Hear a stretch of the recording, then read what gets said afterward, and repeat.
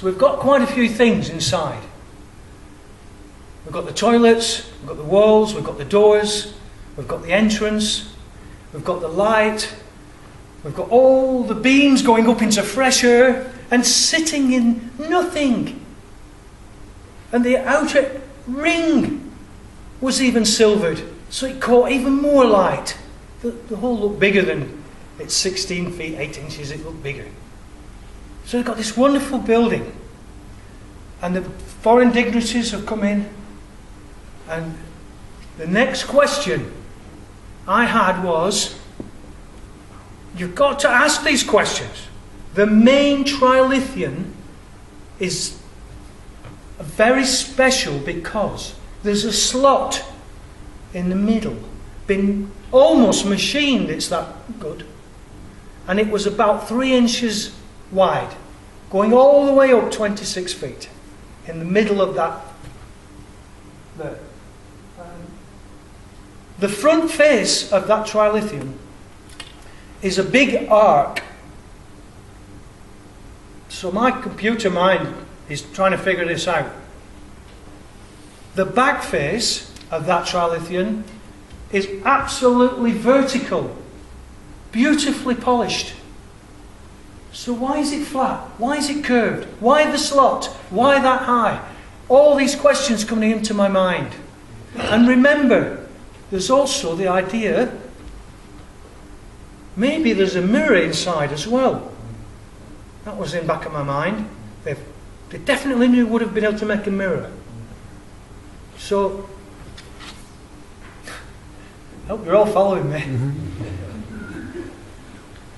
I believe they had on the front of that trilithium a magnificent symbol. And I know what it was. It was the symbol of the building. It was 100 inches from point to point. And it was covered with tiny little mirrors. All triangular mirrors. Mainly in silver, but some with gold. It would represent the sun. And it sat there at the bottom of that trilithium. Now, the slot. If you put a rope in that slot and it goes up over a wheel inside the slot. Now, I'm not saying everybody had a wheel, but this was NASA. The wheel would not be seen because the rope goes over the wheel. It's hidden. And I believe the symbol would have gone up into the air. Now, how did they do it? For that symbol to rise up would need a counterweight on the other end of that rope, because that symbol was heavy. And my computer mind went through every single possible answer, and then it stopped. The answer was, there was nothing on the rope. How could that be possible? How can that be possible? And the answer, because I'd thought of all the materials they could use, the answer was inside the rope. For a section of that rope, inside it was a chain of gold. Gold is over 1.5 times heavier than lead. They could easily put the counterweight to the symbol inside the rope so that it would descend. And there was a hole in the ground between the trilithiums. There's wedges which creates a slot going down. The rope went up, over the wheel, down, inside the hole, back up and underneath. So imagine somebody pulls a little peg, the symbol rises up, it reaches it right to the top. And at that moment, the light from the sun, which has come round past noon at its apex, come round back onto the summer solstice line, hits the mirror, and then straight onto that symbol. Now imagine when it went up. Somebody pulls that peg and it goes up. Wow! All the little mirrors. The whole room would be like one of those glitter balls you have in a disco in the 50s, you know. Wow! And it would be like the sun was shining through the stones. They wouldn't understand how this was happening. And this amazing thing would have happened. But it didn't end there. It would be there for about a minute, maybe two, and then it would descend. And the way they did that was, in the rope they had a small section of water.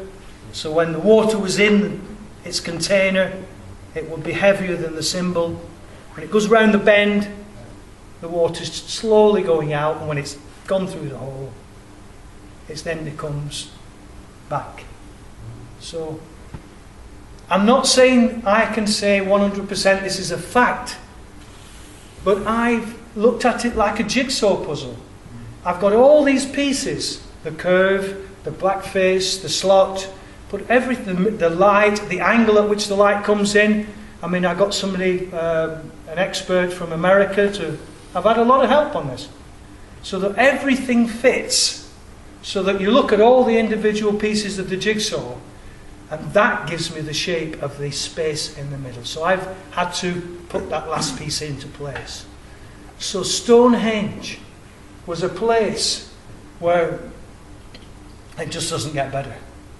You went to Woodhenge, you had debates, you had arguments over a period of days, and only when you finally came to a decision, only then would you go to Stonehenge. This was a place of authority, a place of power, where declarations would be made and so on. And magic. So, I didn't mention the blue stones. The blue stones were in pairs. Now imagine they were sticking up out of the ground, around the room. Some of them are, inside the trilithians, inside the horseshoe. And if you count the number of pairs, there are 7. And I believe they were the supports for great big seats, seats of power. The chairman, you know, the throne. So there were 7 seats inside Stonehenge. And maybe they had a star on them, so there's 7 stars, I call them. But there's 7 seats. And if you look at society today and count the number of seats, there are 7 seats. There's religion's got a seat, the Queen, the House of Commons, the House of Lords, the medical profession, the universities, and religion. Each have their own seat, their own place, so that these decisions which were decided upon, for example, the priest would say that obviously that he had to have a say because they didn't want to offend the gods. So Stonehenge was a place where you could do declarations, you could do, maybe a trial would take place. You went in and there was seating enough and people would judge you, and you would go in on the main door and go out the other way. So finally, I built Stonehenge. I had an idea that it was a building. I'd got some idea of what it was like. And then somebody came along, just like those hippies, and said, "Do you think King Arthur built it?" And no, don't do this to me. But when I look at Stonehenge, it was built by one man's intellect.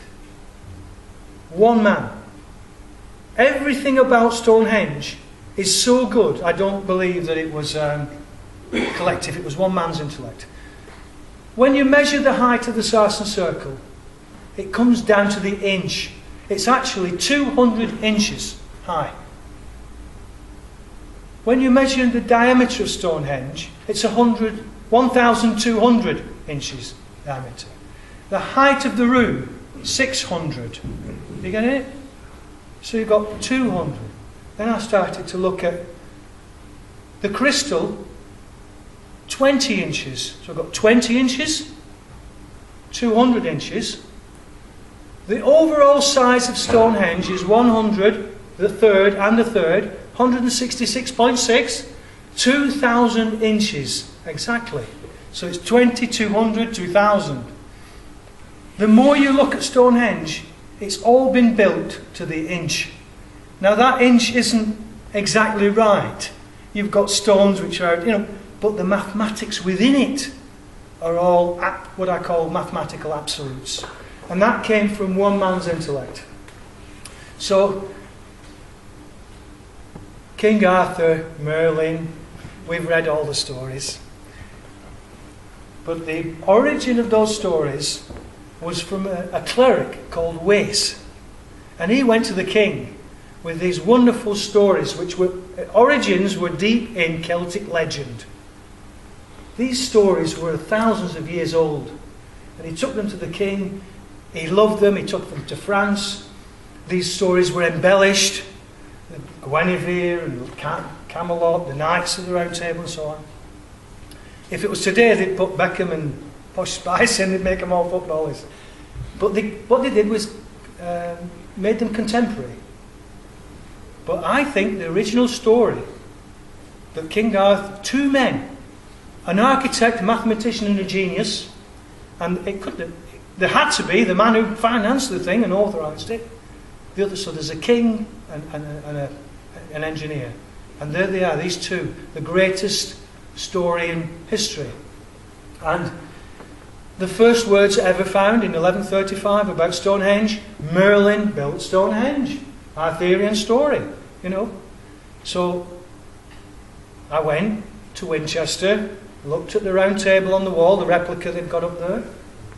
And when I started to study it, I looked at it and realised the diameter in relation to height is exactly the same as the Sarsen circle.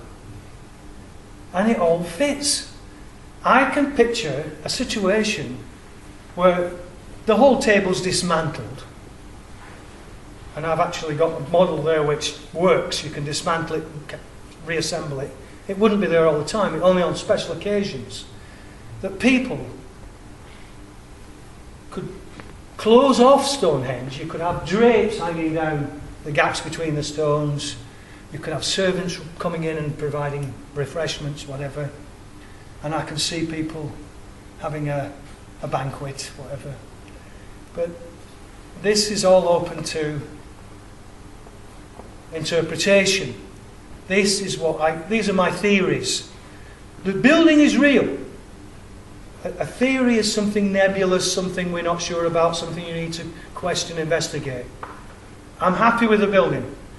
It stands up for itself if you really look at it. But what I'm suggesting, the other things, the round table, and a few other things, I've got to say, okay, my interpretation. I'm not, but I've got as far as I possibly can. I've told you everything I've come across. I could have played safe and just kept it simple, but I've gone and told you even about the toilets. So I'm open now for anyone to question me about anything about the building or anything at all, and if I can, in my power, I can give you my interpretation.